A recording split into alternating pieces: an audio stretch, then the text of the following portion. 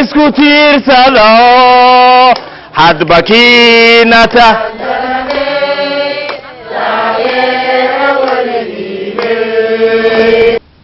isu soo baxani ka dhaca caasimada dowlad goboleedka Hirshabelle ee magaalada Jowhar ayaa ku saabsanaa taageerida go'aankii dhawaan ay qaateen qaar ka mid ah xildhibaanada golaha shacabka oo ka laabtay mooshinkii dhawaan ay keeneen waxaana isu soo baxu ka dhacay xarunta gobolka halkaasi oo ay saxaafadda kula hadleen mas'uuliyiinta maamulka gobolka Shabeellaha Dhexe degmada Jowhar iyo qaar ka mid ah shacabkii ka soo qayb galay isu soo baxaasi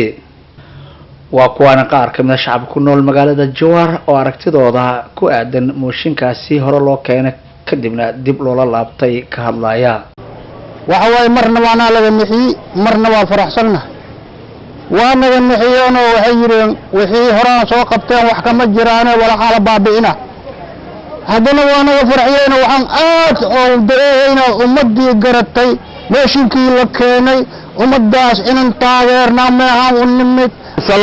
maanta waxaan isugu nimid taageerada mooshinka noqoshadii madaxweynaha federaalka Soomaaliya mudane Maxamed Cabdullaahi Farmaajo waxaan leenahay qarankan annaga dadkiisa difaacanaga u taagan gudoomiyaha degmada Jowhar Ismaan Maxamed Muqtaar Ismaan Baari oo halkaas isna ka hadlay ayaa si weyn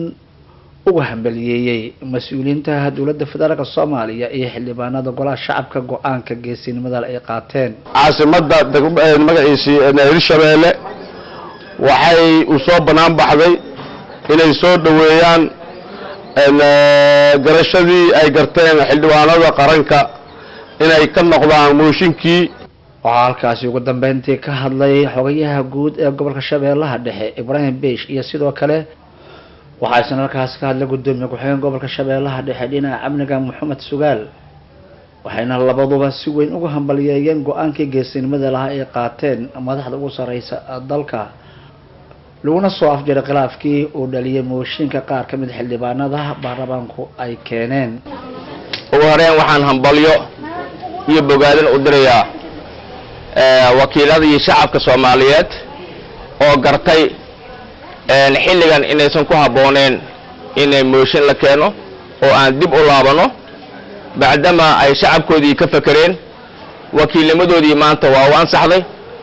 waxaan leenahay waa maasantihiin waxaan soo jeedinaynaa annaga ka maamul ahaan gobolka iyo degmada iyo dhammaan Hirshabelle xukuumadda jirta maanta hala taageero garbaha laga istaago waxa lala qabto hala la shaqeeyo si loo gaaro hadafkii dawladnimo nabadeena ha guuleysato marlaad Abubakar Maxamed Baadle warbaahinta qaranka caasimada dowlad goboleedka Hirshabelle magaalada Jowhar.